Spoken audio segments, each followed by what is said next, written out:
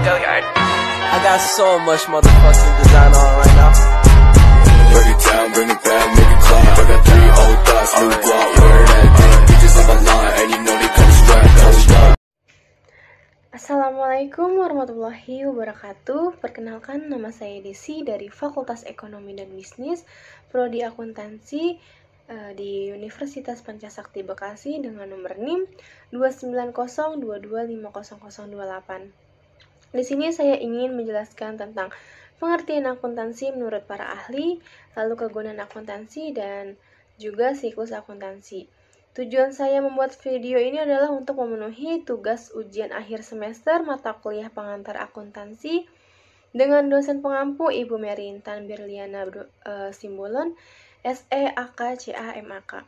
Berikut adalah video penjelasan dari saya, silakan disimak. Pengertian akuntansi menurut para ahli. Yang pertama ada menurut Sumarsan pada tahun 2017. Akuntansi menurut Sumarsan pada tahun 2017 adalah suatu seni untuk mengumpulkan, mengidentifikasi, mengklasifikasikan, mencatat transaksi, serta kejadian yang berhubungan dengan keuangan, sehingga dapat menghasilkan informasi keuangan atau suatu laporan keuangan yang dapat digunakan oleh pihak-pihak yang berkepentingan. Nah, berdasarkan pemaparan tersebut dapat disimpulkan bahwa akuntansi merupakan proses mengumpulkan, mengidentifikasi, mengklasifikasi dan mencatat transaksi serta kejadian yang berhubungan dengan keuangan. Proses tersebut menghasilkan informasi keuangan yang berguna bagi para pemakai laporan atau user untuk pengambilan keputusan. Yang kedua ada menurut Sumarsono SR pada tahun 2004. Nah, Sumarsono SR memberikan pendapat bahwa akuntansi adalah sebuah proses mengidentifikasikan, mengukur, dan melaporkan informasi ekonomi untuk memungkinkan adanya penilaian dan keputusan yang jelas dan tegas bagi mereka yang menggunakan informasi tersebut. Yang terakhir ada menurut S. Munawir pada tahun 2005.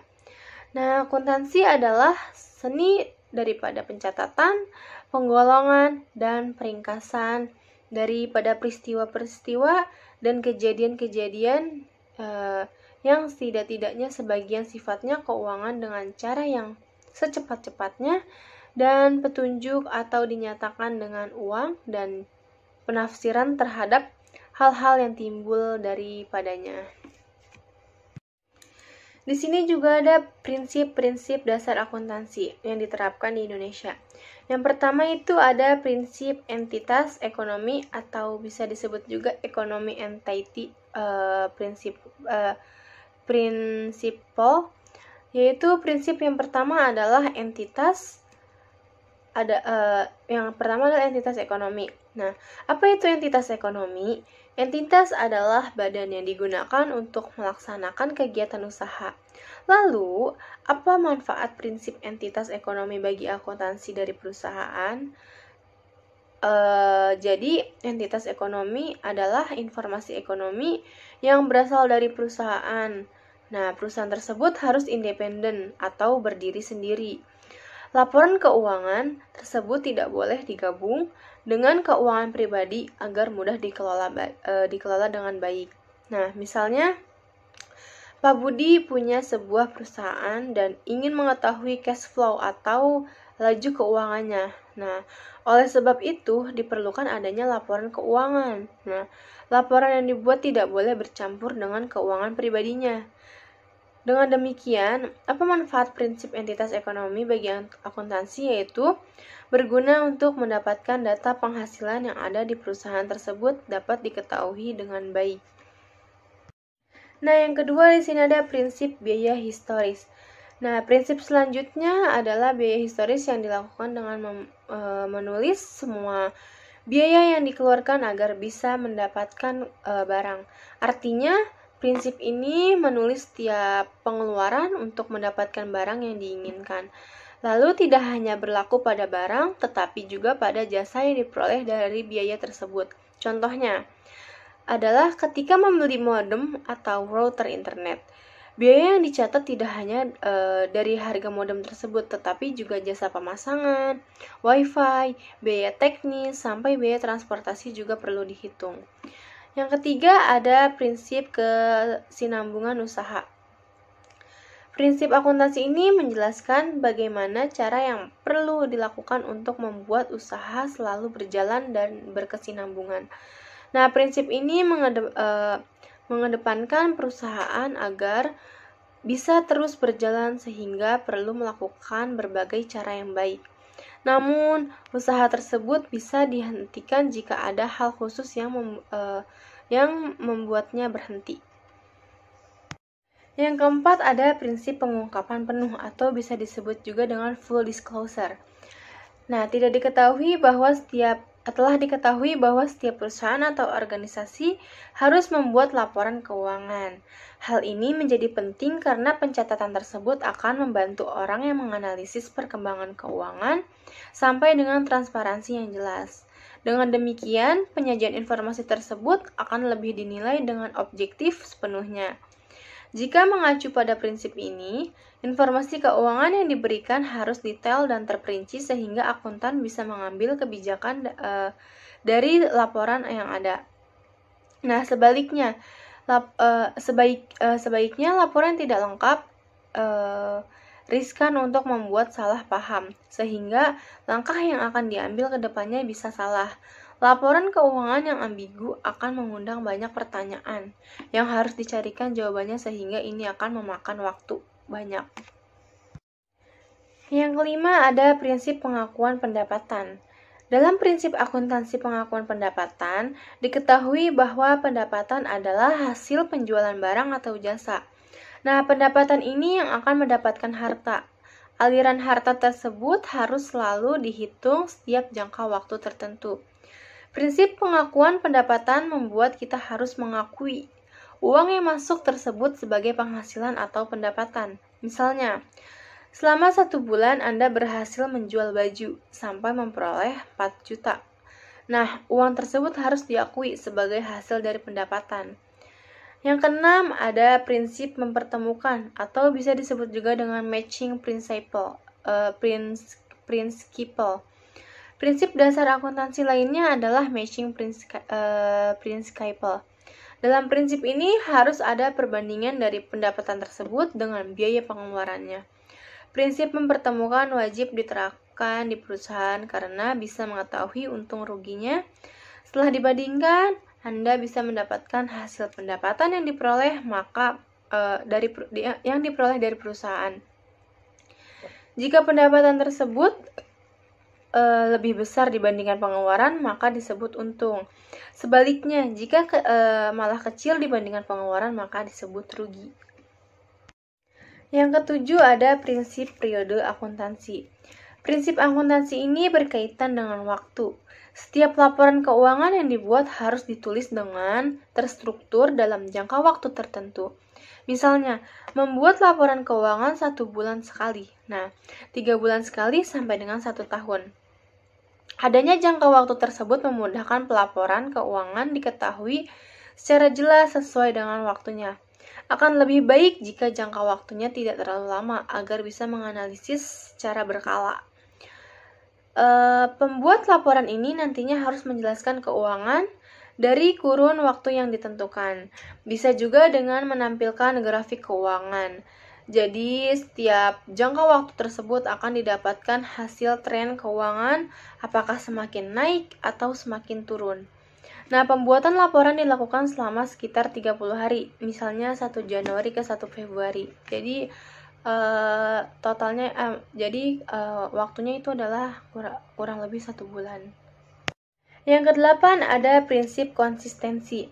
Nah, prinsip konsistensi adalah ketetapan yang dilakukan secara berkelanjutan. Inilah juga diterapkan dalam membuat laporan keuangan. Laporan keuangan harus dibuat dengan format yang sama dan tidak boleh berubah-ubah. Hal ini agar mudah dibaca dan tidak membuat orang kebingungan untuk menginterpretasikannya.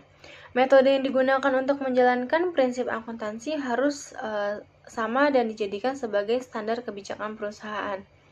Sistem dari rumus keuangan juga tidak boleh berganti semaunya, karena ini bisa menyulitkan pembaca untuk menilai dan membandingkannya dengan laporan yang lainnya atau laporan sebelumnya. Yang kesembilan ada prinsip satuan moneter. Nah, prinsip ini adalah salah satu prinsip dasar akuntansi yang mewajibkan semua keuangan harus memakai satuan moneter atau mata uang tertentu. Hal ini penting agar formatnya menjadi sama semua sehingga perhitungannya menjadi lebih mudah. Contohnya, laporan keuangan dengan memakai dolar, rupiah, atau yen semua.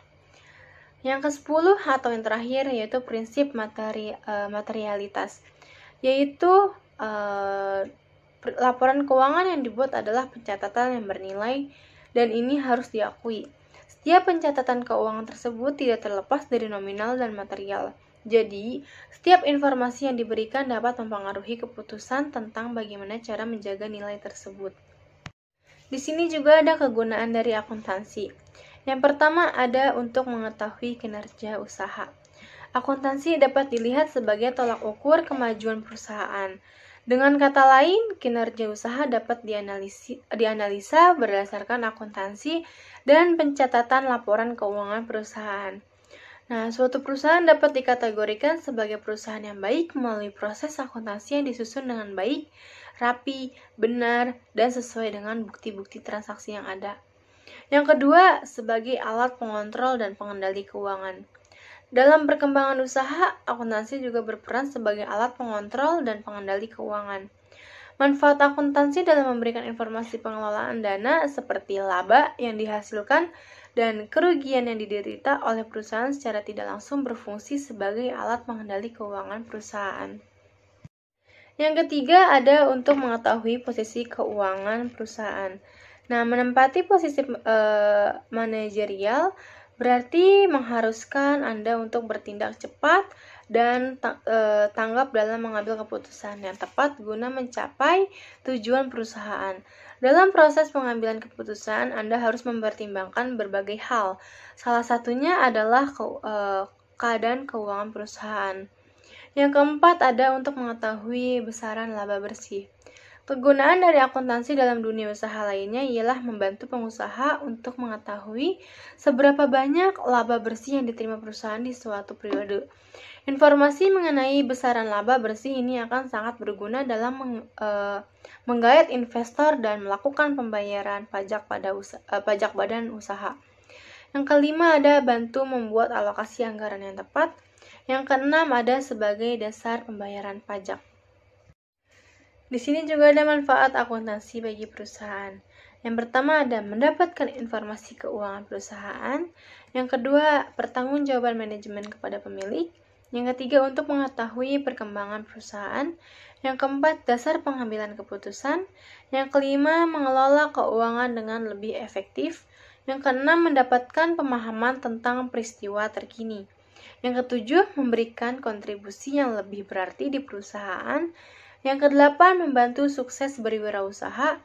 Yang kesembilan, peluang kemajuan karir di perusahaan. Dan yang terakhir, meningkatkan kemampuan pengambilan keputusan. Selanjutnya, saya akan menjelaskan tentang perbedaan akuntansi perusahaan jasa dan dagang. Nah, perusahaan dagang yaitu memperoleh produk persediaan dari supplier dalam bentuk bahan. Jadi untuk dijual kembali dan mengambil selisih penjualan sebagai keuntungan bisnis. Sedangkan perusahaan jasa tidak memiliki persediaan barang untuk dipasarkan. Tetapi produk mereka bersifat tidak berwujud seperti perusahaan dagang atau manufaktur. Produk mereka terlihat berupa hasil jasa mereka sehingga dalam pencatatan akuntansi mereka hanya akan terlihat pada bagian persediaan dan pembelian saja. Perbedaan akuntansi perusahaan jasa dagang yaitu dari aspek persediaan, pembelian, harga, dan akuntansi biaya. Pada perusahaan jasa, proses penjualan dan produksi jasa berlangsung ketika ada kesepakatan antara perusahaan dan konsumen. Nah, oleh karena itu, dari sudut pandang akuntansi hanya ada dua transaksi utama pada perusahaan jasa, yaitu transaksi administratif dan penjualan jasa. Nah, di sini ada tabel perbedaan akuntansi perusahaan dagang dan jasa. Nah, di persediaan di akuntansi perusahaan dagang yaitu barang dagang, dan sedangkan di perusahaan akuntansi jasa itu tidak memiliki persediaan. Yang kedua ada pembelian. Nah, di perusahaan dagang ada, dan di perusahaan jasa dimasukkan dalam peralatan atau perlengkapan pembelian itu. Yang ketiga ada harga pokok penjualan. Di perusahaan dagang itu ada, dan di perusahaan jasa tidak ada. Di perusahaan jasa tidak memiliki harga pokok penjualan. Akuntansi biaya itu di perusahaan dagang tidak ada, dan di perusahaan jasa pun tidak ada. Ada tahapan siklus akuntansi. Segala sesuatu yang termasuk dalam bidang akuntansi dicatat selama periode tertentu dengan menggunakan prinsip, aturan, proses, metode, dan teknik akuntansi. Siklus akuntansi biasanya mulai dengan transaksi dan berakhir dengan pembuatan laporan keuangan. Selain itu, saldo harus selesai pada jurnal penutup atau saat mencapai jurnal pembalik. Nah, di sini ada bagan untuk siklus akuntansi, yaitu ada tahapan pencatatan, tahapan pengiktisaran, dan tahapan pelaporan. Yang pertama ada identifikasi transaksi. Identifikasi setiap transaksi adalah tahap pertama siklus akuntansi. Akuntan harus secara akurat menyelesaikan tugas identifikasi ini, yang dapat mereka lakukan dengan melacak setiap transaksi yang terjadi. Yang kedua yaitu menganalisis transaksi. Setelah mencatat transaksi, tahapan selanjutnya dari siklus akuntansi adalah memeriksa setiap transaksi yang telah dilakukan. Sebab, dalam mengambil keputusan, analisis transaksi dapat berdampak pada situasi keuangan perusahaan. Double entry system digunakan dalam akuntansi sebagai metode pencatatan. Oleh karena itu, transaksi akuntansi mempengaruhi debit dan kredit keuangan dengan cara yang sama. Yang ketiga, pencatatan transaksi dalam jurnal. Langkah siklus akuntansi selanjutnya setelah kamu menyelesaikan analisis transaksi adalah mencatat setiap transaksi dalam jurnal keuangan. Yang keempat, membukukan jurnal penyesuaian ke buku besar. Kemudian, siklus akuntansi selanjutnya adalah memindahkan semua transaksi dari jurnal ke buku besar setelah dicatat. Yang kelima, ada menyusun neraca saldo dan jurnal penyesuaian. Yang keenam, membuat neraca saldo penyesuaian serta laporan keuangan. Yang ketujuh yaitu menyusun jurnal penutup. Seorang akuntan harus menyiapkan jurnal penutup sebagai langkah terakhir pada tahapan siklus akuntansi ini. Pada akhir periode akuntansi, jurnal penutup ini dibuat dengan menutup rekening nominal atau rekening laba rugi. Nah, kita dapat menutup kedua akun dengan menyetel nilai setiap rekening ke 0. Yang kedelapan ada penyusunan neraca saldo setelah penutupan. Yang kesembilan yaitu buat jurnal pembalik. Nah, sama halnya seperti menyusun neraca saldo setelah penutupan. Tahapan siklus akuntansi ini juga opsional. Jurnal pembalik dibuat untuk memudahkan pencatatan transaksi tertentu yang akan terjadi berulang kali pada periode berikutnya. Jurnal pembalik ini sering dilakukan pada awal periode berikutnya. Selain itu, jurnal penyesuaian dapat kamu gunakan sebagai acuan dalam pembuatan jurnal ini, yang mana setiap transaksi dalam jurnal penyesuaian akan dibalik.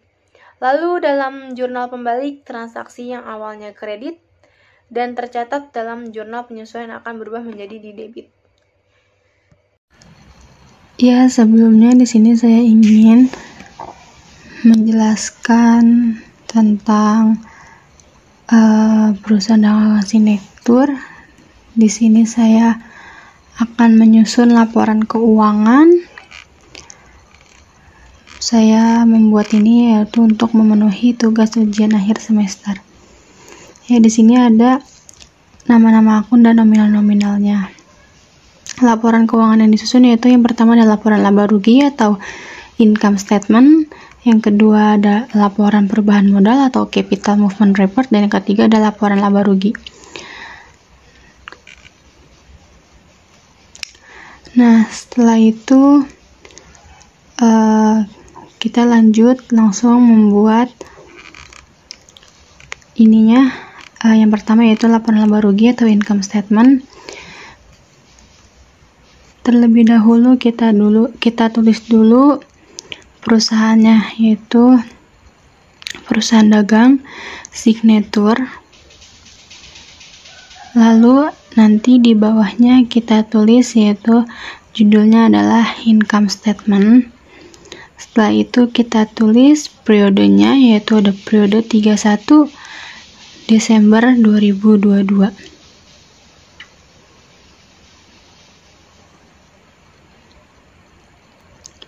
Nah, di sini kita format tanggalnya kita ganti terlebih dahulu.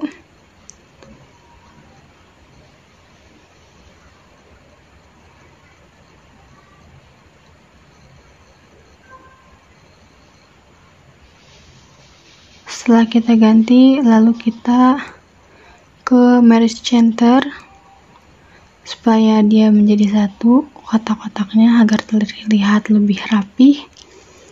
Setelah sudah, langsung kita tulis, yaitu yang pertama ada pendapatan, karena income statement laporan laba rugi itu isinya adalah pendapatan dan beban-beban. Yang pertama kita tulis terlebih dahulu pendapatannya, kita tulis judulnya pendapatan. Pendapatan itu terdiri dari penjualan. Yang pertama ada penjualan, atau juga bisa disebut dengan sales, sebesar, kita lihat terlebih dahulu di atas nominalnya berapa. Sales yaitu sebesar 1 juta, lalu kita tulis 1 juta. Setelah itu biasanya ada retur penjualan atau diskon penjualan. Di sini kita ada kita lihat dulu ada retur atau tidak. Ternyata ada retur penjualan.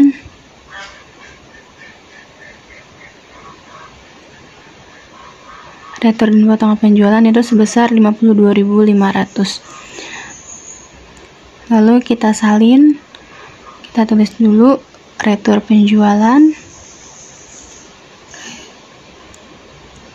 atau juga bisa disebut dengan sales return. Kita masukkan nominalnya yaitu sebesar 52.500, tetapi di minusin karena penjualan itu pendapatan, saldo normalnya di kredit, dan ini tuh dia ada retur pengurangan, berarti kita pakai minus ya.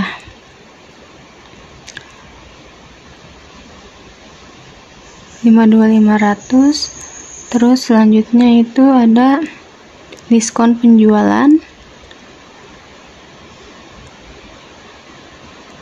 atau bisa disebut juga dengan sales discount. Kita lihat dulu sales discountnya berapa.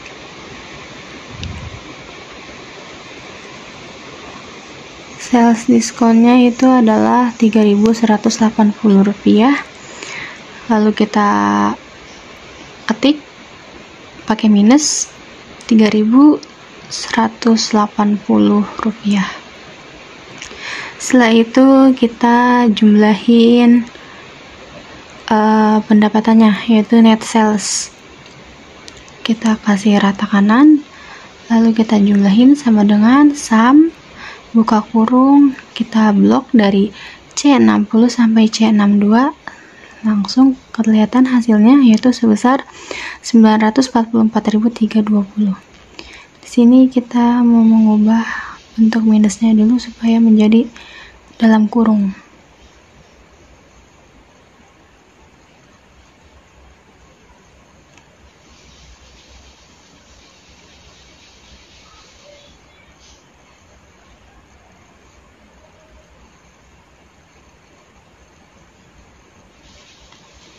Kita kasih garis bawah.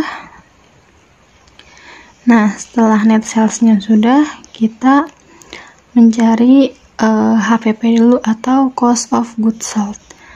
Nah, di sini kita tulis cost of goods sold atau bisa disebut juga dengan harga pokok penjualan. kita mencari harga pokok penjualan terlebih dahulu, yaitu isinya adalah ada persediaan awal,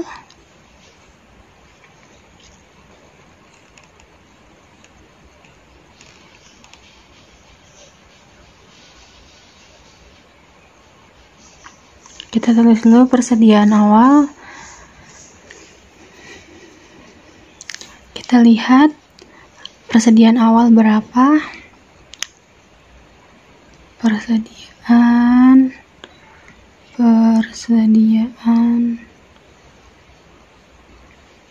Oh, ternyata persediaan awalnya tidak ada, jadi kita kosongin aja, nggak apa-apa. Selanjutnya itu kita tulis pembelian atau purchase. HPP itu isinya yaitu adalah pembelian, retur pembelian, pokoknya yang bersangkutan dengan pembelian. Kita lihat pembeliannya yaitu sebesar 1.436.500. Lalu kita ketik 1.436.500. Selanjutnya yaitu biasanya ada retur pembelian. Kita lihat dulu di atas apakah ada atau tidak. Dan biasanya juga ada potongan pembelian atau ongkos angkut, atau bisa disebut juga ongkir. Nanti kita lihat di neracanya. Kita tulis dulu retur pembelian. Lalu kita lihat nominalnya berapa di neraca saldo yang telah disesuaikan. Ada retur dan potongan pembelian itu sebesar Rp28.650 di kredit. Berarti kita pakai minus karena pembelian itu saldo normalnya di debit dan ada pengurangan dia di kredit. Lalu setelah itu potongan pembelian atau juga bisa disebut purchase discount. Kita lihat potongan pembeliannya itu sebesar Rp8.977. Kita ketik yaitu 8.977. Setelah sudah ada ongkos angkut.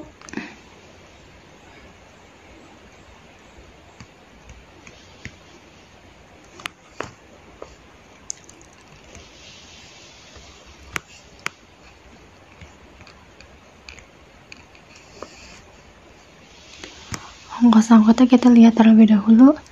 Ongkos kirim pembelian itu sebesar Rp700. Kita tulis 700. Setelah itu total dari pembelian bersih kita ratakan terlebih dahulu. Lalu kita jumlahin sama dengan sum dalam kurung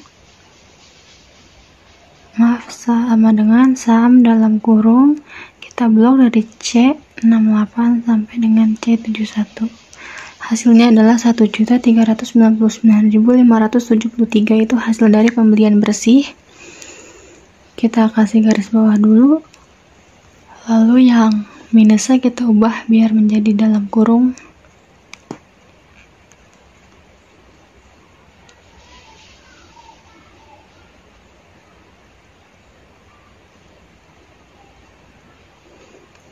Nah, pembelian bersihnya sudah ketemu.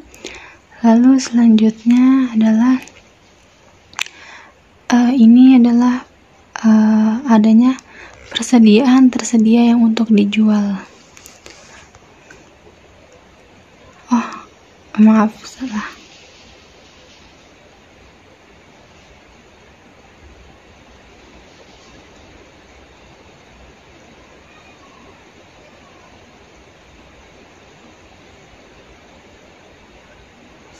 Kita tulis dulu, yaitu ada persediaan tersedia dijual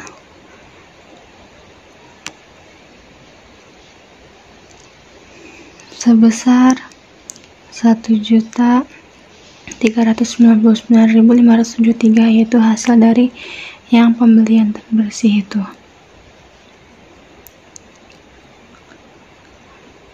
Lalu persediaan tersedia dijual ada juga persediaan akhir.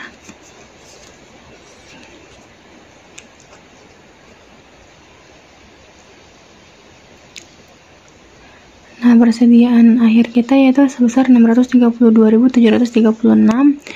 Lalu kita salin persediaan akhir sebesar 632.736, tetapi di debit berarti mengurangi, jadi kita kasih minus. Setelah itu kita kasih garis terlebih dahulu, lalu kita yaitu baru ketemu yang namanya harga pokok penjualan, harga penjualan. Kita jumlahin terlebih dahulu, yaitu sum D7 3 sampai D74, hasilnya adalah Rp766.837.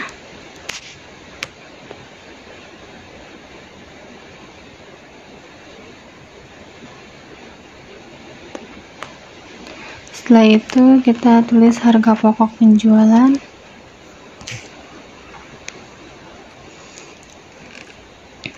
Harga pokok penjualannya gini, kita turunin.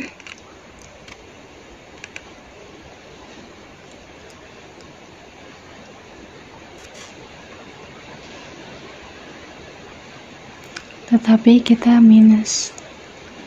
Lalu ada juga yang namanya laba atau rugi. Di sini kita yaitu memiliki laba, jadi kita tulis laba kotor atau bisa disebut juga dengan gross margin.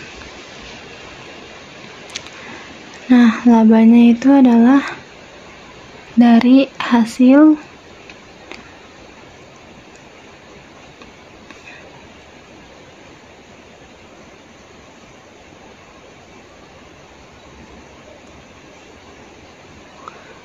yaitu dari hasil si persediaan tersedia dijual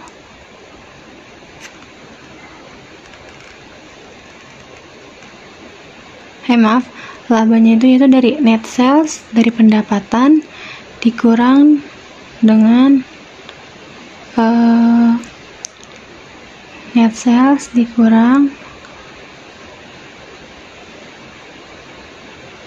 sama harga penjualan.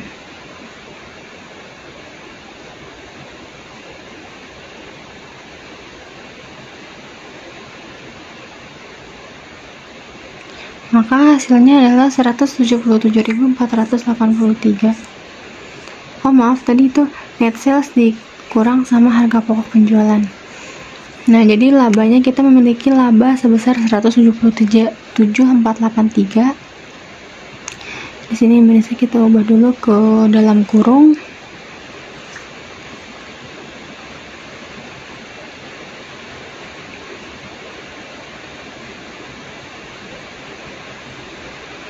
Yang ini juga kita ubah ke dalam kurung.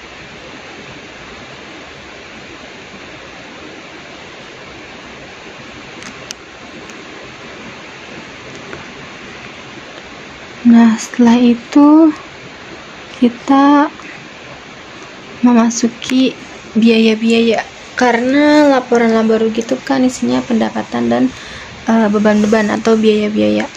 Kita tulis biaya-biaya.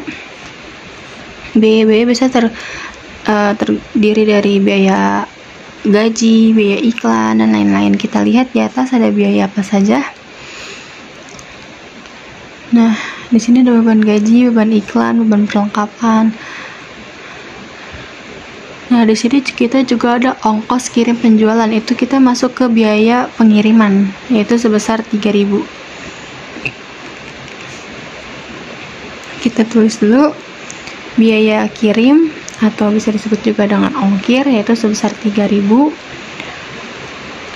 Nah, setelah itu ada biaya gaji, iklan, perlengkapan, penyusutan. Sini kita copy aja semuanya.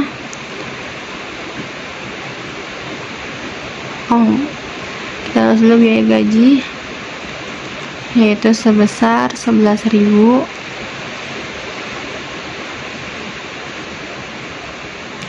Lalu ada biaya iklan sebesar 3.000.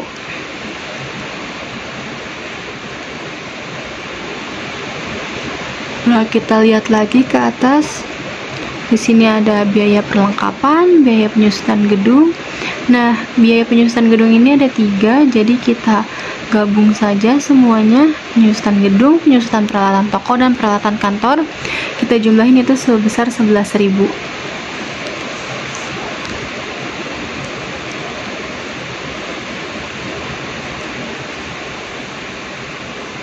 Nah, setelah itu kita tulis. Yang pertama ada biaya perlengkapan, selanjutnya ada biaya perlengkapan, yaitu sebesar 27.000. Selanjutnya kita tulis biaya penyusutan, yaitu sebesar 11.000.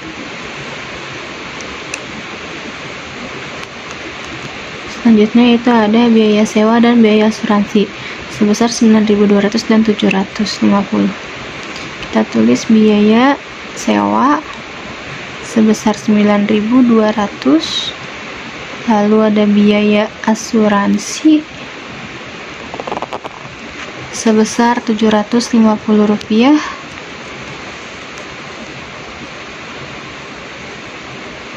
Jika sudah kita jumlahin, itu kita tulis net biaya, kita ke rata kanan terlebih dahulu, lalu kita tulis sama dengan sum. Kita blok dari C82 sampai dengan C88, hasilnya adalah 64.950 hasil dari biaya-biaya. Kita kasih garis bawah. Selanjutnya itu kita menulis yang namanya ada laba bersih sebelum pajak, karena ini kita belum dikurangin sama pajak, jadi kita tulis dulu laba bersih sebelum pajak, yaitu sama dengan hasil dari laba kotor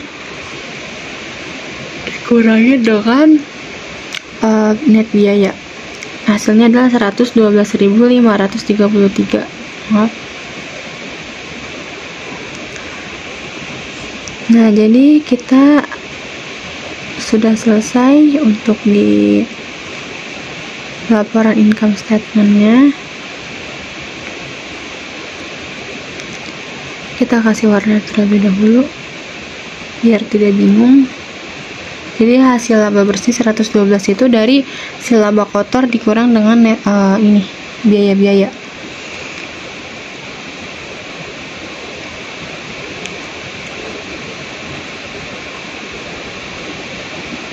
Kurang. Nah, jadi perusahaan dagang Signature ini memiliki laba sebesar 112.533 rupiah.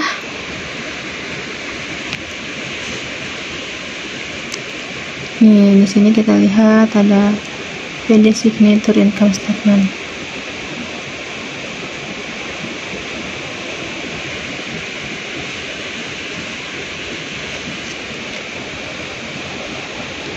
Laporan laba rugi atau income statement sudah selesai. Kita lanjut ke laporan perubahan modal atau bisa disebut juga dengan capital movement report.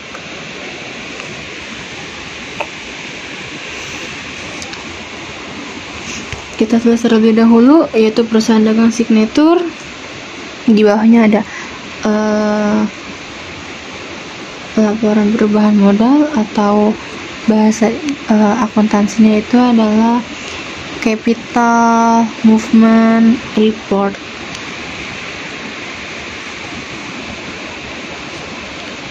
Lalu kita tulis periodenya, yaitu 31 Desember 2022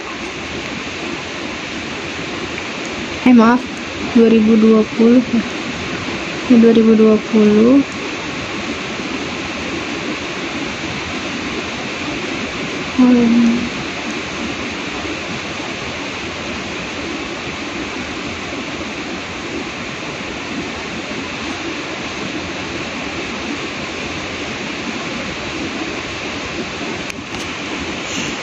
kita ubah dulu format tanggalnya.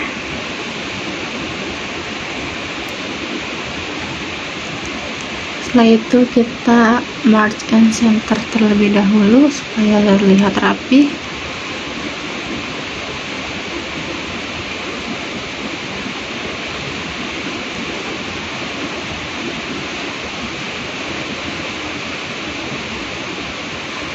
Nah, dari laporan perubahan modal yaitu kita awalnya tuh masukin modal awal terlebih dahulu, baru nanti diisi dengan laba, preve, nanti ketemulah kenaikan modal pada tahun itu. Kita tulis dulu modal awal, itu kita lihat modal awalnya berapa. Modal awal ini ada modal tarjo itu sebesar Rp12.131. Kita tulis 12.131.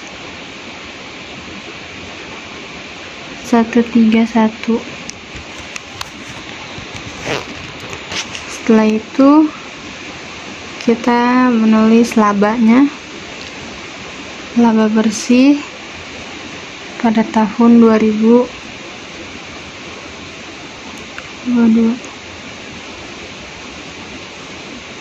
yaitu sebesar 112.533 nih, yang laba bersih sebelum pajak yang tadi kita sudah cari di income statement. Kita ketik 112.533,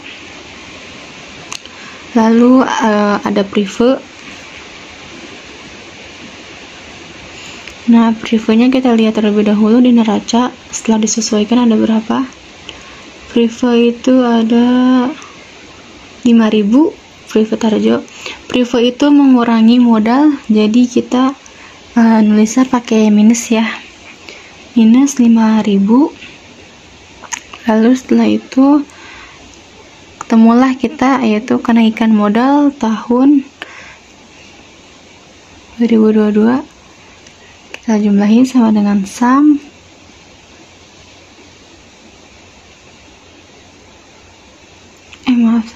sama dengan sum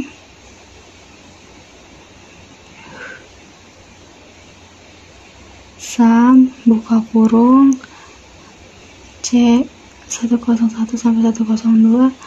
Ketemulah hasil kenaikan modalnya yaitu sebesar Rp107.533.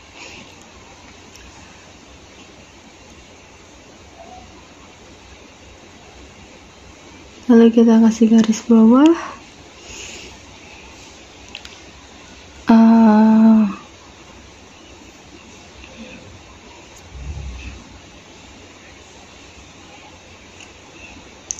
Terus sehingga ketemulah yang namanya modal per 31 Desember 2022. Nanti kita tulis yaitu ada modal per periode 31 Desember 2022 karena dia sudah mengalami perubahan modal, karena sudah ada kenaikan modal pada akhir Desember. Kita tulis modal per 31 Desember 2022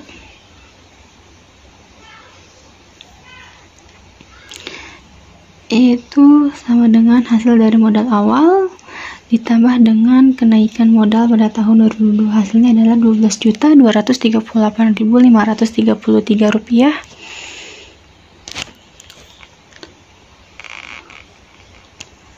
Jadi modal per 31 Desembernya yaitu sekarang menjadi Rp12.238.533.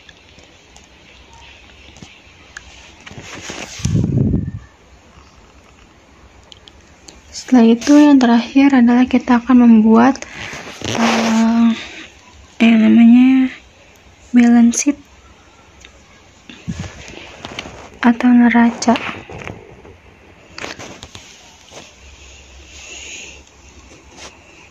Awalnya kita tulis dulu perusahaan dagang signature, judulnya, lalu di bawahnya kita tulis laporan posisi keuangan atau bisa disebut juga dengan neraca. Kita tulis periodenya yaitu 31 Desember 2022.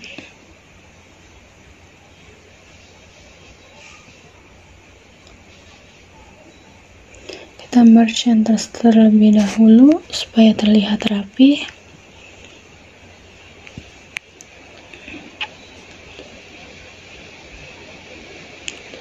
Lalu setelah sudah, kita langsung masukin.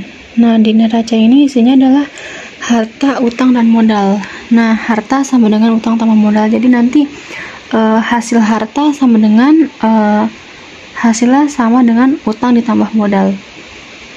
Nah, di harta ini ada aktiva. Aktiva itu dibagi menjadi dua, yaitu ada aktiva lancar dan aktiva tetap.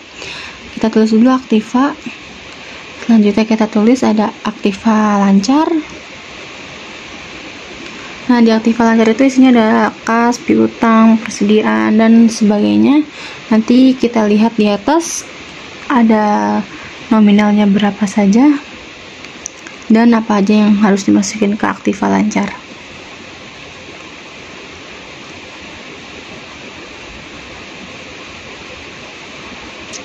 Kita lihat di sini ada kas sebesar Rp7.247.747 dan piutang usahanya tidak ada. Lalu ada persediaan, perlengkapan,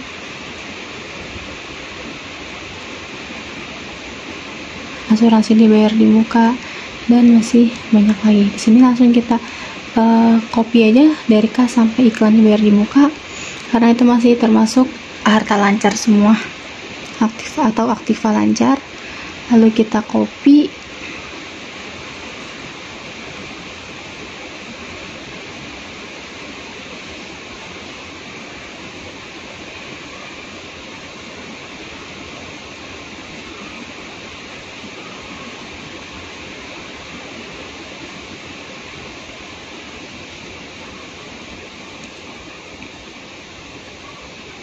Sebentar.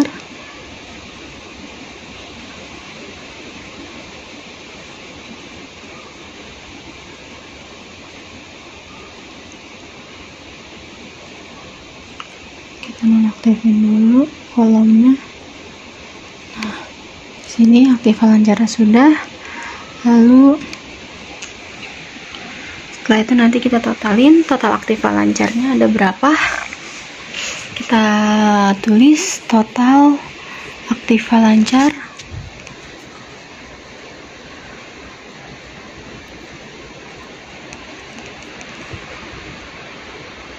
kita ratakan terlebih dahulu.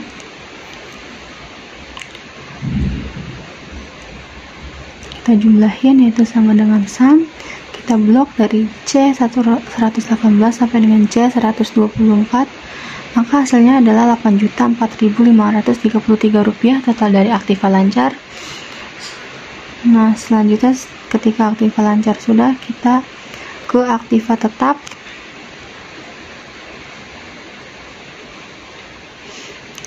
Nah, di aktiva tetap ini ada kayak isinya itu ada tanah, gedung, dan lain-lain. Nanti kita lihat. Ini ada tanah, gedung, akumulasi penyusutan gedung, peralatan termasuk ke aktiva tetap. Lalu ada akumulasi penyusutan toko dan peralatan kantor. Ada juga akumulasi penyusutan peralatan kantor. Di sini kita copy aja dari tanah sampai dengan akumulasi penyusutan peralatan kantor, karena dua itu masuknya ke utang usaha, nomor 2. Kita masukin ke aktiva tetap.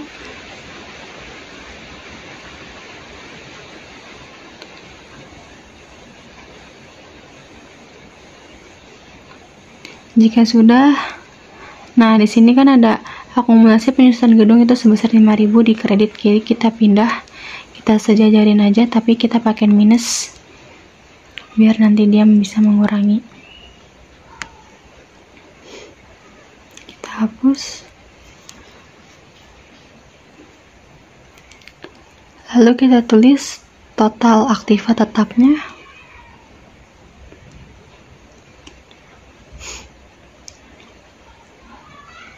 Kita rata kanan dulu. Nah, sama dengan sum kita blok dari C128 sampai dengan C134. Hasilnya adalah 4.269.000, itu dari total aktiva tetap.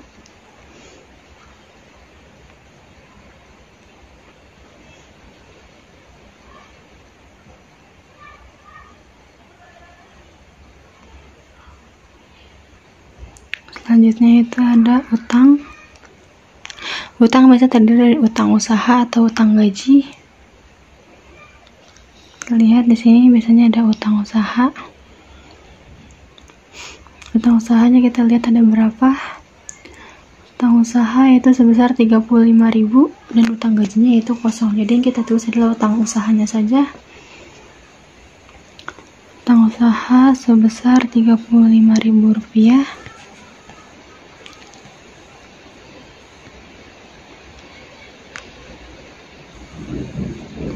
Selanjutnya itu ada modal. Kita tulis modal, ada modal tarjo. Kita lihat modalnya berapa. Oh maaf, pakainya modal. Di sini kan modalnya 12.131. Kita pakai modal yang kita sudah buat tadi, yang laporan perubahan modal, karena dia ada kenaikan modal. Modalnya itu jadi sebesar Rp12.238.533. Kita tulis yaitu sebesar Rp12.238.533. Nah, coba kita jumlahin dulu total dari utang dan modal.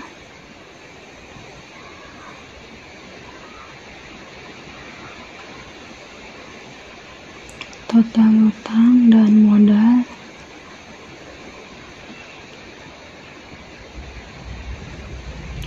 sama dengan sum dari 35.000 sampai dengan 12 juta, itu totalnya adalah 12.273.533. Dan di sini kita tulis juga total aktiva keseluruhan, ada aktiva tetap dan aktiva lancar.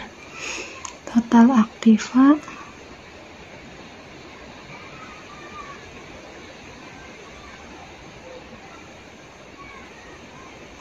kita jumlahin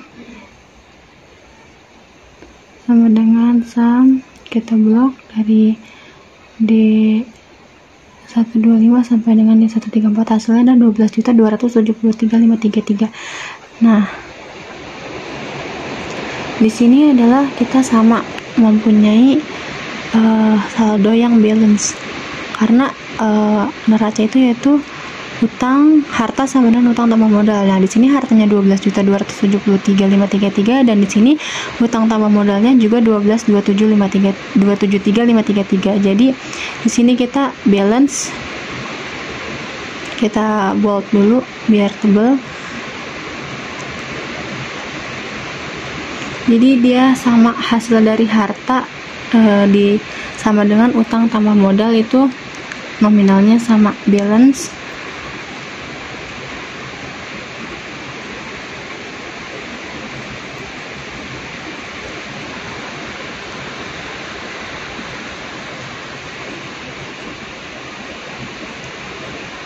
Nah, sudah selesai ini yang aktivanya, semuanya sudah selesai. Income statementnya juga sudah selesai. Income statement labanya itu 112.533. Lalu ini kita warnain dulu biar kelihatan.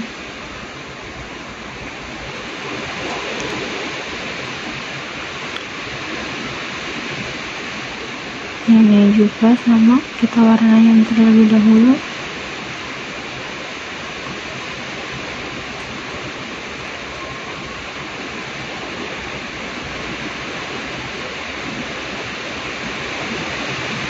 Nah, ini sudah semua.